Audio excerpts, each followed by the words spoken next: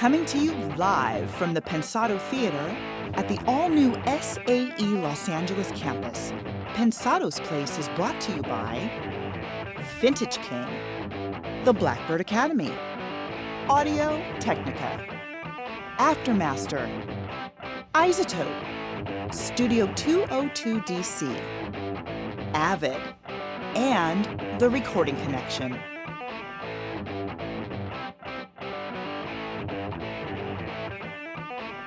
Our guests today are the ebony and ivory of audio. Right on, brother. My man. Gear Expo Nashville is launched and loaded. It's September 26th. This weekend in LA, it's the Pensado Awards, and we are absolutely bonkers. All good. Let's go. Start it up. You're at the place, baby. It's Pensado's Place. Yay.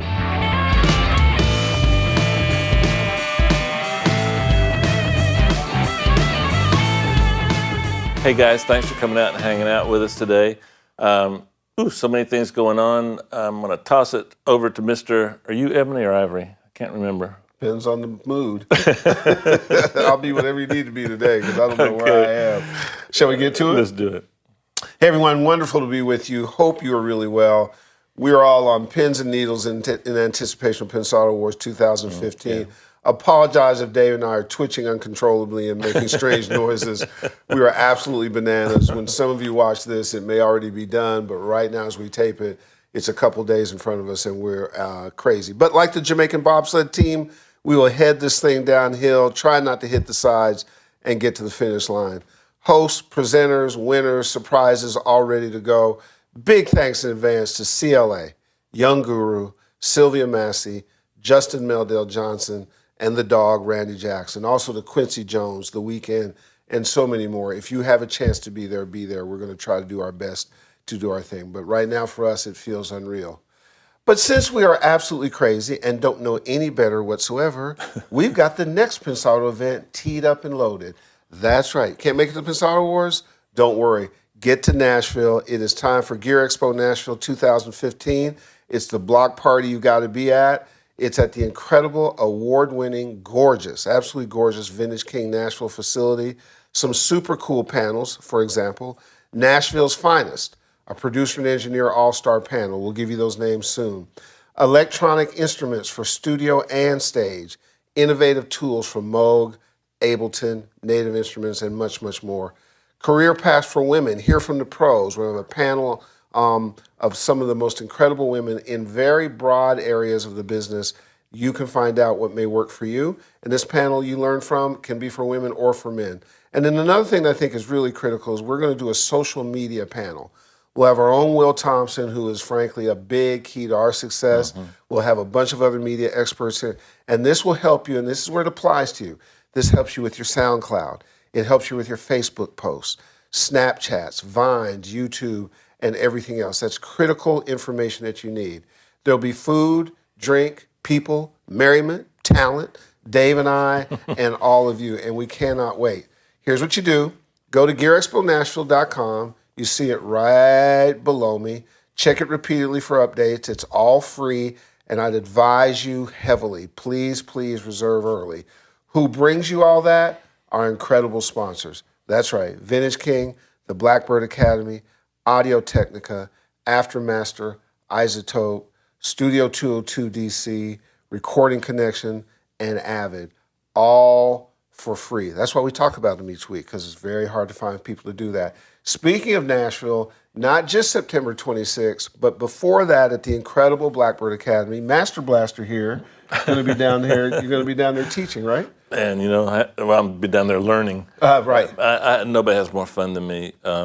Great facility. McBride is probably the best host in the world, Ever. And I get to hang out with some students. I get to learn from them, and it's just one of the things I look forward to every year. Absolutely. Every year. So two things are happening. And it's in Nashville. It's in Nashville, and you can't beat that. And we're going to go to Hattie's Hot Chicken. So, ooh. Absolutely. So a couple components there, guys. The Blackbird Sessions, which is a professional session with Dave in Blackbird, where he goes from tracking to mixing and all that. That's September 21st through 25th.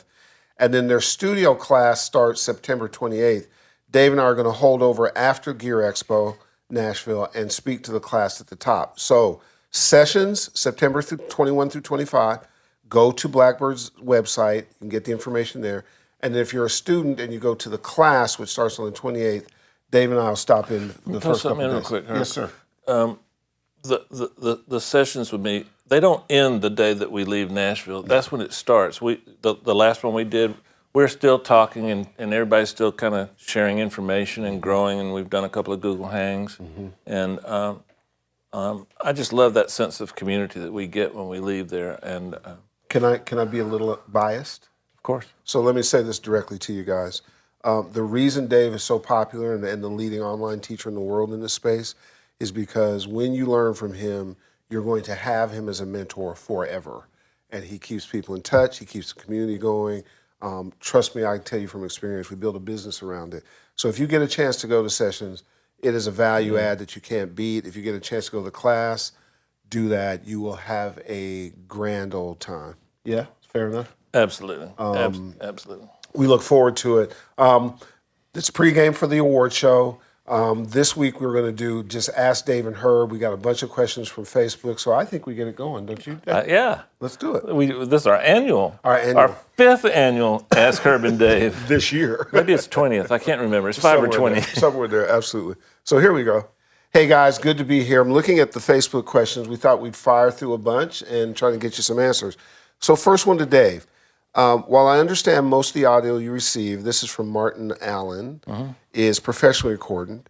If you happen to come across audio that is just too compressed, harsh, or recorded too loud, for example, a clean piano that sounds too tough, what methods do you use to smooth out overly compressed or harsh audio? Normally call Herb up and say, get this crap out of here. I've done a couple of ITLs on this. Basically, let's reverse the process and think about what happens when you overcompress or over EQ a sound. When you overcompress a sound, you lose obviously dynamics, the low end changes, some of the frequencies changing. So you try and find ways to automate that back into the process, Herb. So basically deconstruct the process that gave you the what you don't like, and then construct a technique to rebuild those components. And don't use any more compression. Every once in a while, I'll use some expansion. I've shown ITLs on that. So just understand the problem, deconstruct it, and then reconstruct it properly. And it's interesting because I was in a business conversation with the people putting on the award show that work for us, our teams, and I said, don't try to take a problem and just throw more at it. Deconstruct it, figure it out, and then find a solution to it. A wise man once told me problems don't age well. I wonder who that guy is. Ebony or ivory? Well, I've got a question for you then. Okay, shoot. How do you make problems age good? Wow. You know what? I think, and this could be applicable. Look, one of the things that Dave and I talk about all the time.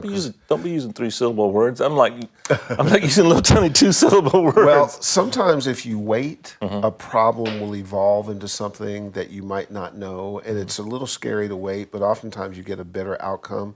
I think in the way Dave and I approach things, Dave mixes music in a sort of an incredible way, and I think that I mix things outside of music. Yeah, you do. It's the same stuff. Like Dave's attention to detail in a mix is very similar to my attention to detail outside of stuff, and I think it's why the chemistry works. So I think sometimes, like when you have a mix problem, sometimes you have to go away and listen and sort of think about it, maybe hear something else, and that's the same as a business problem too. Sometimes, and particularly guys, and I mean this as a positive, all you guys who are younger or millennials, you have a lot of information at your hand. You're in your hand as just powerful computers. Sometimes you can be in there too quick and you don't get perspective.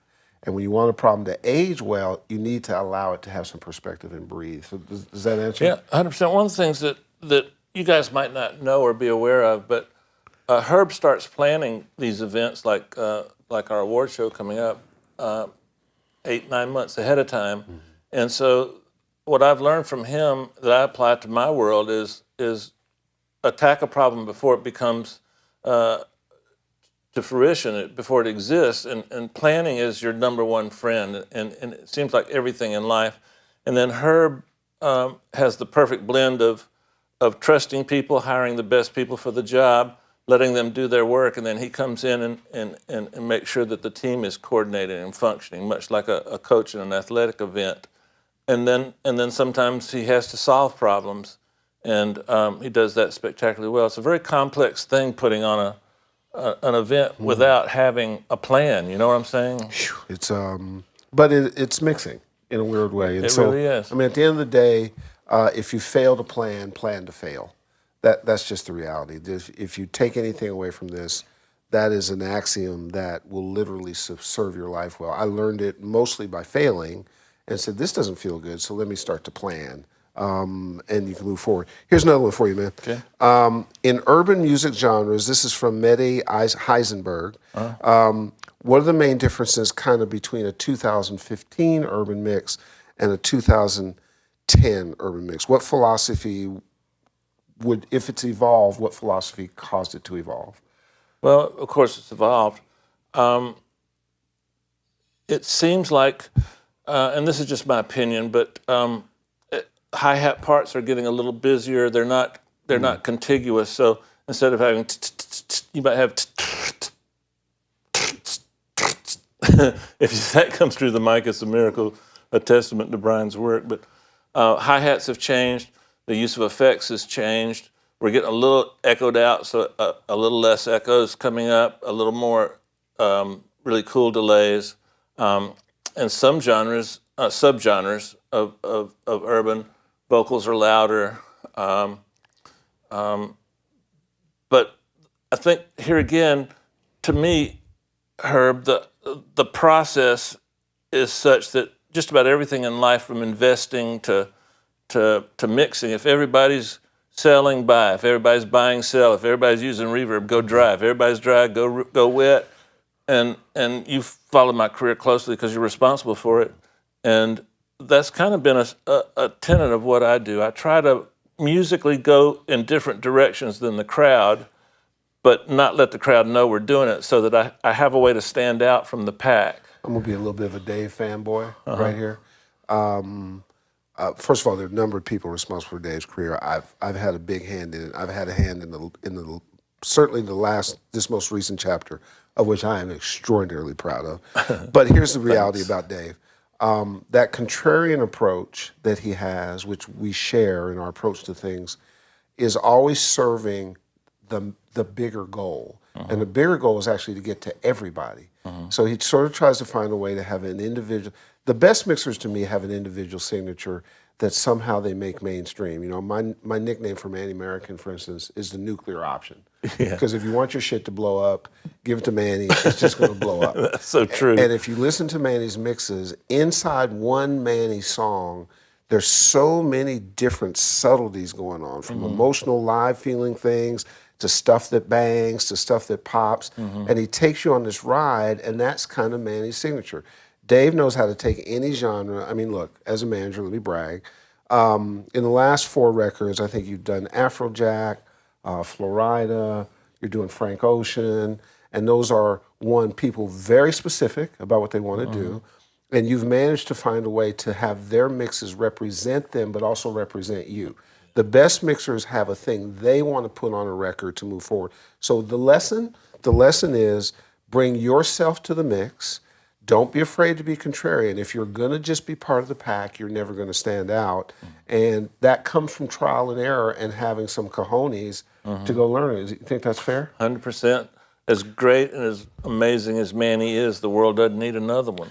Yeah, And that's a good point. And so the world could use another amazing version of you.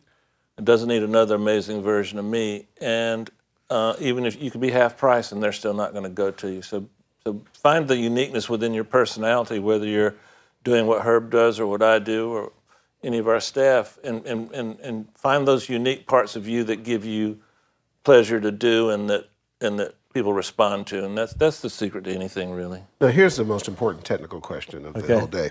It's from Eric Belrose. Will you guys come to Quebec for a conference? The answer is yes. I'd have to learn how to spell it before I could get there. He says maybe eat a poutine. Ooh. I'm saying that incorrectly. Can we say that? Well, the FCC will come down on us, won't they? I may have made a sexual reference and didn't mean to. I apologize from the French side. However, if we're dark next week, it's the FCC. hey, it's a racial thing. They love us. We're dark. Oh, anyways. We've had lots of, by the way, the other part of the question is, would Dave do a session with Mix with the Masters? We're very close with the Mix with the Masters guys. We talk about it all the time. We're supportive of theirs. Some of our stuff is scheduling things because it's hard to get away for a week. I want to attend a session with Mix with the Masters. Well, absolutely. And I get to hear me every day. So I think the specific part of that conversation, Eric, is that we will be having a much more aggressive schedule in 2016 about going to places and have conversations. Look, it requires a little bit of to-do. You have to have some resources. We tend to not come in quietly. We tend to come in kind of with big elbows. But generally, we try to make it really satisfying for who we talk to. So, you can hit us and so on and so forth, and we can talk you through it. By the way, Quebec was one of my father's favorite cities, Montreal and Quebec. Hey, it's where I'm from. Am I saying it right? Quebec or Quebec? People say it different ways. Quebec is but beautiful city. There's a question here. Josh Holiday wants to know crescendos and climaxes with punch, please. What do you use when it's time to treat those in a song? Most of the time, actually, I'm creating them. I like dynamics. I like to catch you off guard. Probably your biggest friend in a situation like that would just be the volume control, automation. You don't have to necessarily turn up the entire sound, just the part of the transient that catches your ear in the mix. Jack that up a little bit. If I went to a plugin, it would be the SPL Transient Designer or Bittersweet, which is a free plugin from Sound. Wait a minute, Softtube. What's that? The Waves makes one. It's a Transient Designer. Help me, Brian. You know what I'm talking about. Transx wide. I use that a lot to get the attack of transients. In a mix, sometimes you need something to catch your ear so that it can find a particular sound, and then your brain will latch onto it for the rest of for like 8 or 16 bars. And so transients are what do that. Now, if you use a lot of tube gear, it's a little harder to use those transients in a way that you can find them. But you gain a lot of stuff from tube gear, so you might have to manipulate some of those things. Hope that helps you, Josh. Kevin Peltier has a question for both of us. For you, it's what's your favorite part of the mix process? For me, it's what's my favorite part of managing. You want to go first? It's up to you. Go ahead. Gosh, there's nothing about the mix process I don't like. The only time my job is not fun is when I'm working with jerks, and that rarely happens because Herb shields me from that stuff very effectively. So I love every part of it. If I've got a second, I start every mix thinking that I'm the most amazing mixer on earth, and then somewhere about an hour in, I think, well, I'm not that bad. And then about another hour in, I'm thinking, oh God, they're gonna find out. They are gonna find out I'm screwed. The jig is up. Yeah, and so I torture myself for about 6 hours, and then I'm like, well, this didn't sound that bad when I started, so I'll probably be okay. Then I go eat, relax a little bit, come back, and I'm like, that's not so bad. I'll finish it, and then I come back the next day, and I'm like, holy crap, nobody can touch me. This is so amazing. that evolution. So I don't allow myself the luxury of enjoying the process as much as I should because you come from an athletic background, and so do I, and you just never give yourself the luxury of winning the championship and coasting the next year. You're always in hard knocks mode. Yeah. Hard knocks is on right now, and that's where you have to grind. And I think, to answer the question that Kevin asked. Are you implying I didn't? No, you answered it perfectly. Oh, good. I'm trying to live up to your... check him once. No, I'm trying to live up to your standard. I think, interestingly enough, the audio community has allowed me to not be a manager. It's allowed me to try to live up to my full potential, whatever that is. And I don't know that anybody drives me harder than I drive myself. I think that's part of the athletic competitive thing. Doubt. So in the audio space, I get to be a manager. I get to be an impresario. I get to be a business leader. I get to be creative. You get to be Herb. I get to be a programmer. which I really like. I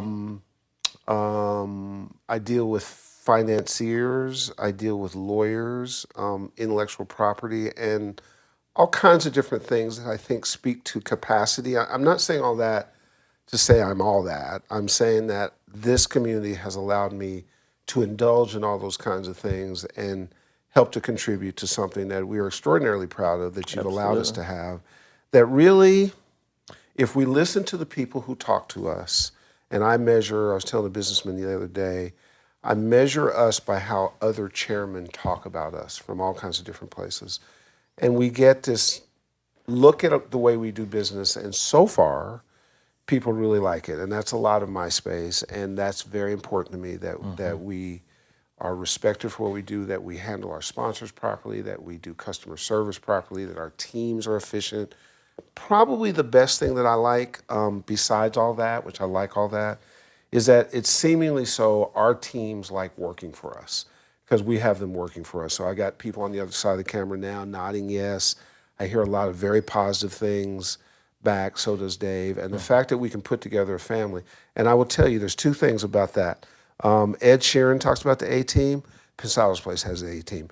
Period, dot, forget about it, sign it up, put it away. If you're in pro audio, my team is the best team in the game. 100%. So, Kevin, to answer your question, I get to do a lot. Managing is part of it, but some of it's managing people, and I'm honored that they would lead. They'll ask me to lead, or try to be honorable about it, and most of them just really want me to go to sleep. Manager is a term that comes with connotations and definitions that don't quite describe what you do. You're like a chess match manipulator. You're like you love taking the other guy's chess piece. You love the process. It's much bigger than just the traditional thought of managing. You I don't know how to describe what you do, but managing is only one little component.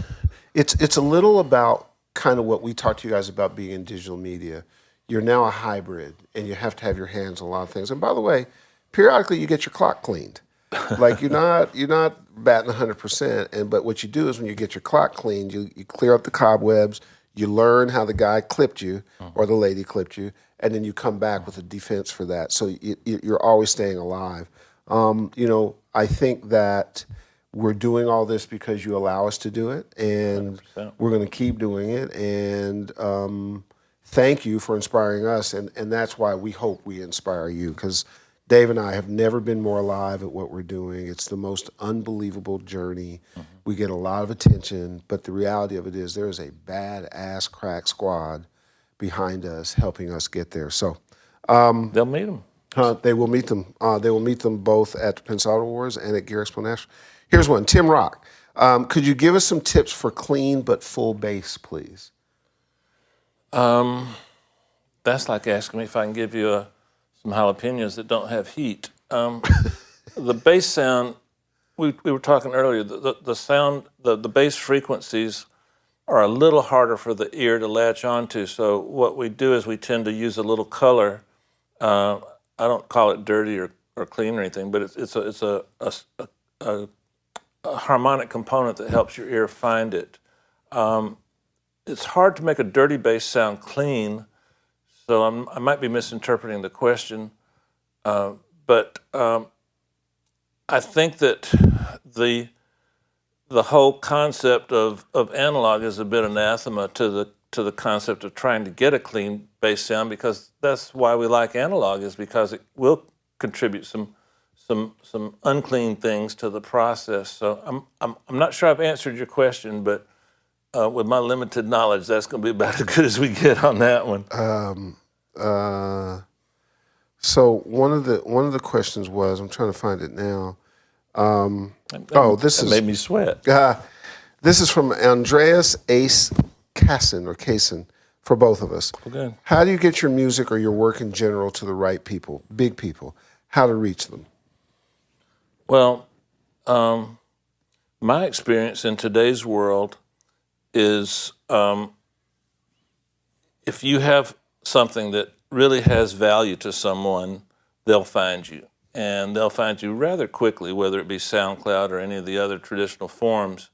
the best way to get your stuff to the people that want it is to have stuff that they want. And I know that sounds stupid, but time and time again, we've seen someone break out of the noise on the internet because they just had an undeniable, great, catchy song or an undeniable performance. And I think that the place to start is not listening to your mom, not listening to your friends, not listening to all your buddies, but develop the skill to know when you've done something good and when you've done something not so good. If you've got that skill, you can own the record business, because doing something good is a statistical numbers game.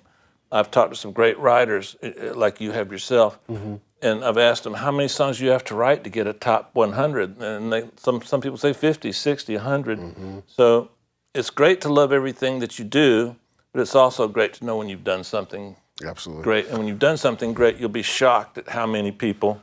Remember the band I recently got signed? I sent an email to 3 buddies, and I got the band signed in 5 minutes, which I don't normally shop bands or anything, but I thought I was doing my A&R buddies a favor because it was a great, great song. That's what you need. He who owns the song owns the music business. 100%. I would answer it by saying that our new line, this is a gang sign for Dave. So we'll explain that to you in a future episode. But when you see him do that, that's a big point coming. I need help. Help me, please. Anybody out there that's got a cure for this? Help me. I've tried sitting on my hands. Herb has put me in handcuffs, which I kind of enjoyed. It shows your emotional stuff, and I enjoy putting you in them. The same super glue I use on my hair, we've used on my wrists. Here's what I would say. First, define what big people means. A big person in Iowa could be a different big person in LA. I had a recent conversation with somebody in Iowa who was talking about how to break out with their music stuff. And I said, break out? I said, keep your behind right in Iowa. And they were like, why? And I said, one of the hugest political seasons, a determiner of the presidential elections, the dollars that come through radio stations and stuff that need things recorded, need support for musical beds, all that kind of stuff, that should be all your bailiwick. That's a whole career that has a 2-year cycle, year after year after year. You become the man or woman at that, you got a gig that's more constant than if you're in LA. So define who big people are. Is a big person an advertising agency? Is it a publisher? Is it a recording artist? Is it a producer? Is it a manager? Is it where you live? Is it where you need to be? Certainly have access to distribution. You send a file, send an MP3 file, it's there. Understand that sometimes you put this thing down, put your head up, and create relationships. Have people who understand who you are, who share your point of view, who you can argue with, who you can disagree with. People start to respect that, and they know people, and they start talking, and they refer you to people. So please develop relations. I cannot tell you how important it is. There's nobody in the game who's successful who doesn't pick up that trait, because you can't just be a tech head and have it advance. I got a question for you. Sure, man. Is there good stuff? Absolutely. How many times have you been approached by someone that says, I've got the most incredible song, I've got the most amazing artist? For me, when that's actually a true statement, is almost none. Almost never. Statistically, nothing. Almost never. So that's not working, guys. Don't do that. And also, it's mostly just because of the approach. If you say, I got something I think is good, want to get your opinion, then I'm sort of receptive to try to try to hear what it is. But you learn that by trial and error, and you learn it by continuing to do it so that you can perfect it. I think past that, just know that you have way more tools than back in the day. Because back in the day, you had to meet somebody. There were gatekeepers for all intents and purposes, and you had to be judged and get through. But rather than giving you a history lesson, it's about how you live today. Almost all A&R people, if it's record companies, the first thing they do is they go online and see what your presence is there. Now, I don't necessarily think that's a good idea, but it's a tool that they use. And if you don't have an online presence, it doesn't mean you're not talented. I know that Amy Winehouse spent her days building likes and subscribes. She's just ridiculously talented. So the notion is know who you are, find your space, figure out your attack, be strategic, plan, know that some of it's files and exchanges, some of it is human interaction. And once you read about it on the internet as a technique, it's no longer useful. Yeah, stay in front. Stay in front. 2 more questions, guys. So here's one from Abe Schwartz. One, do you think it's different mixing from a guitarist perspective than from an absolute listener's perspective?